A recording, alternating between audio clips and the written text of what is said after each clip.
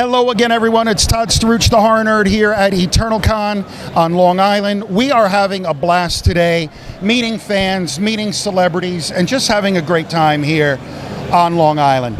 I have the honor and privilege of standing here with one of my personal favorite villains from The Walking Dead, Josh Hamilton. Josh, how are you? I'm great. How are you? I am doing fantastic, and I meant that, man. I'm not lying. I really hated you. I appreciate that. Thank I you. really hated you. As long as I like to provoke a strong reaction, whether it's love or hate, I'll take it. Yeah. But I've always a fan of the villains in a show or a movie. The villains are always more fun and more definitely more fun to play. Yeah. Yeah. So you like playing the heavy?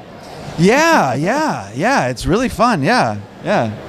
So your character is both scary and like creepy. How do you, as an actor, how do you get yourself into that mindset? Because I've observed you here today. You seem you're a friendly guy. I'm all right. You're a nice guy. And then you play this bad guy. How do you get into that? Well, I mean, the number one thing is that, of course, no bad guy ever thinks they're a bad guy. They just think they believe completely in what they're doing, and they have their reasons for it. And I always thought Lance was actually just more sort of ambitious than anything else. He's not. The Walking Dead has had so many incredible villains, and some of them have been like true sociopaths. And I was like, oh, is my guy going to be kind of boring because he's not wearing like skins on his head or just killing people willy-nilly. He knows what he wants, and he has these strong drive to kind of get as much power and responsibility as he can. I think he really believes in the mission of the Commonwealth, and so for me it wasn't like how evil can I be? It was just like he just is doing what he's the kind of guy who will say and do whatever he needs to get what he wants, which is, I feel like that's the kind of person you run into more often in life than like a Whisperer or a Negan, Yeah, I'll buy that. Yeah. And you're right. Even someone like, say, the Joker believes in what he's doing. Exactly. He thinks he's doing the right thing. Totally, yeah. So once you get it. Once you make that decision in your head, it's like, oh, I'm not playing a bad guy. I'm just trying to do what I want, which is what you're always really trying to do as an actor, just get what you want, right? Yeah, absolutely. Yeah. So you obviously became part of a huge pop culture phenomenon, huge entertainment phenomenon. What was your journey like? How did you come to be on The Walking Dead? I just auditioned for it. And to be honest, I had never seen it before I got the job. I knew everyone had loved it, but I didn't have TV when it first came on, and then by the time it came on Netflix, I just seemed like, oh, how am I going to catch up on all these seasons? And so when I got the job, I thought, well, I probably won't watch all 10 seasons, but I'll start and see, how it... And of course, once I started, I couldn't stop, and I binged the whole first 10 seasons in like a month. It was like a fever dream then I was even more excited to be on it, because I saw how incredible it was. Fantastic. Yeah. Fantastic. Does it surprise you, the endurance and the holding power of it, that people are frankly lined up? Absolutely. Yeah. No, I've never been in anything that had this kind of fan base. The things, I do a lot of theater, and so I meet people sometimes after the show, but it's like, and I've been in things that have had kind of slow burn, like very small, kind of like culty things, but never this kind of fervent, dedicated fan base.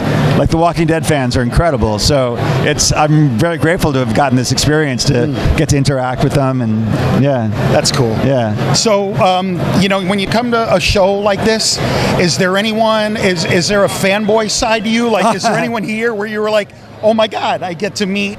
It does happen, yeah. At different, because I'm still pretty new to the con scene, and this is maybe my fifth one.